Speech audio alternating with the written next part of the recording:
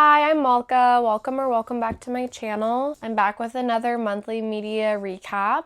This is everything I read and watched in the month of January. I read 6 books and I watched 7 movies. Let's talk about them. The first book I read in January, I finished on the second day of the month, and that was Game Changer by Reid. I had previously read Heated Rivalry because I wanted to watch the show, and after that I decided to go back and read the whole series. I gave it 3 stars. I thought it was fun. It's not as good as Heated Rivalry, but I do like the characters a lot. I have been reading them on audiobook, and I don't love the voices that the narrator uses, so I'm sure that tainted my experience somewhat. I do think that their story is really nice. The only thing that I find completely unrealistic is that if a rich athlete offered me $50,000 to pay off my student loans, I would take it. That's unreasonable, and that makes me not like you, Kip. That annoyed me a lot.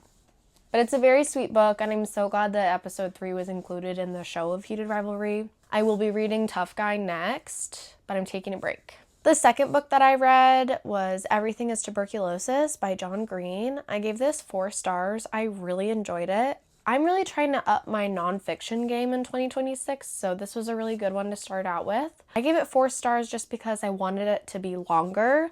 I feel like he could have dived deeper in a lot of parts and didn't. I think it's a really good, concise summary of the timeline and the impacts that TB has had over all time and continues to have to this day. I personally just wanted more from it.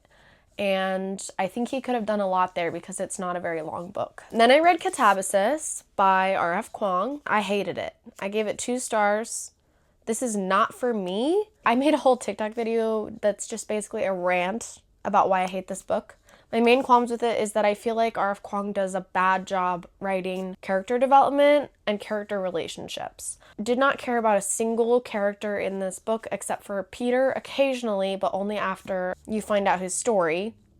And then Elsbeth. And she's so disregarded the entire time that it's disappointing. I also didn't like the ending at all. I think it felt really flat, and it's supposed to sort of vindicate Alice's behavior throughout the book, and I don't think it does that. I'm also such a huge fan of Dante's Inferno and Alice in Wonderland and The Odyssey by Homer, so I just think that I am too passionate about the stuff that she is referencing for this to be any good to me. I'm not going to read her other work, but I am going to be wary. The next book I read was You Did Nothing Wrong by C.G. Drews. This was an ARC that I received from NetGalley, and this was my first C.G. Drews. I want to read more from them.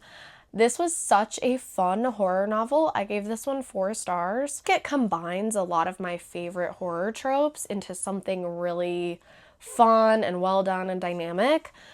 I think it's super compelling, and the way that C.G. Drews writes is really interesting, really eerie, so I was a really big fan of this book. The horror with the house was so well done. I was very creeped out. So I would definitely recommend this book if you like C.G. Drews especially. This was a really good one. I read Mate by Ali Hazelwood. This did not hit for me. I gave it 2.5 stars. I thought it was fun. It's super cringy. I personally don't like pet names, so that part really annoyed me. I think my main petty complaint about this book is that no one is wolves. It's a werewolf romance. Why are there no wolves? They only turn into wolves at the end, and that was really annoying to me because I'm reading a werewolf romance book. I liked it less than Bride. I think I gave Bride 3.5, and I gave this 2.5. I think Bride was a little better just because I liked Low and Misery a little bit more than I liked Cohen and Serena. And then the last book that I read this month, I adored. It's called Dear America, Notes from an Undocumented Citizen by Jose Antonio Vargas. And I gave this book 5 stars. I buddy read this book with my friend Naya, who is amazing, and she had a lot of great things to add to my experience reading this book.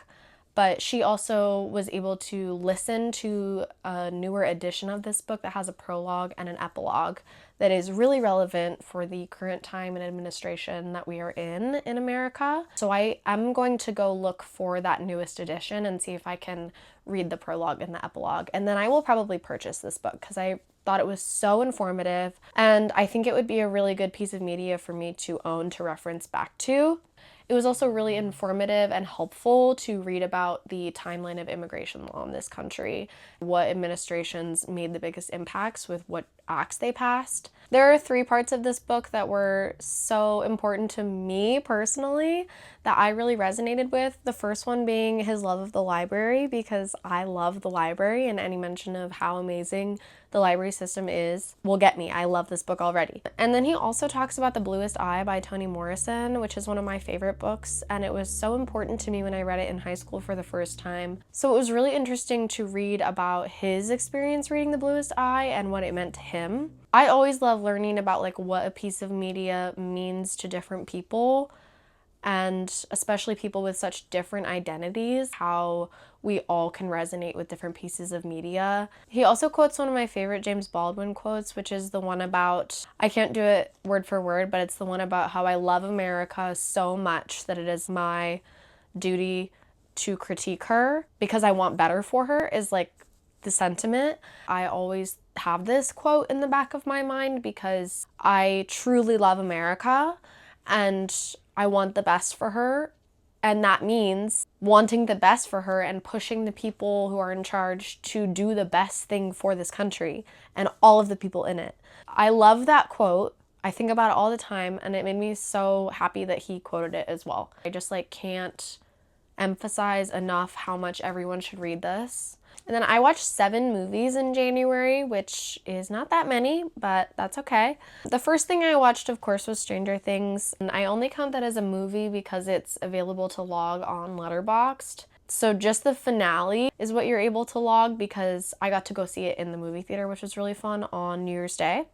I gave it 3 stars. I'm not like a huge Stranger Things fan, but I have watched all of it because I really liked the first 3 seasons. And then as soon as I heard Jamie Bauer was going to be in it, I was like, oh, I'm sad. I didn't like it. Then I learned that they used ChatGPT to write it, so that makes sense to me. I'm really glad that all of those actors are released from that project. Then I watched kind of a terrible movie called Freaky Tales from 2024. It's not very good. I gave it 2 stars. There's a couple parts that were really fun, like there's a rap battle with Coco Jones, and I was like, okay. Kind of like a stacked cast for being such a terrible movie. I watched People We Meet on Vacation, came out this year. I had never read the book. I've never read any Emily Henry, but I really like Tom Blythe, so I was like, I'll watch it. Everyone seems to be having a good time, and I thought it was really fun. I live in Minneapolis, so things here are rough, and at this point in the month, I was not doing great. So I had such a good time watching this movie. I was like, oh my god, I love love. This is so fun.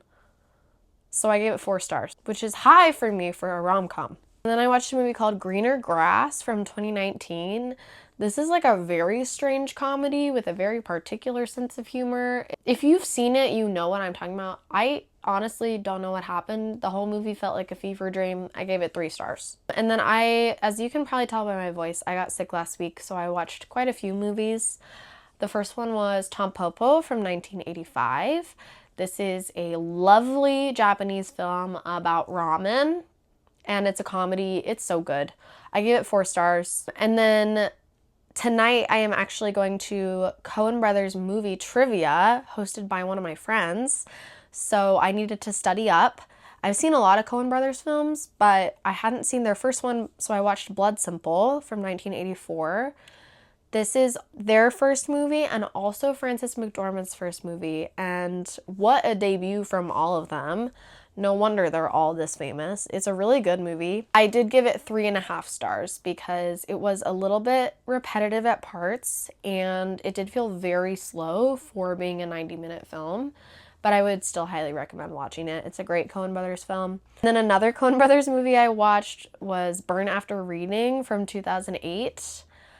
I gave this 3 stars. I kind of thought this was like not very good movie, but everyone is like acting their asses off. So I had to give them props for that. It's very 2008. If you picture Coen Brothers movie from 2008, it's exactly what you think it is. Just a couple of shows I've been watching. Of course, The Pitt. I loved season 1. We are watching it weekly. It's such a phenomenal show.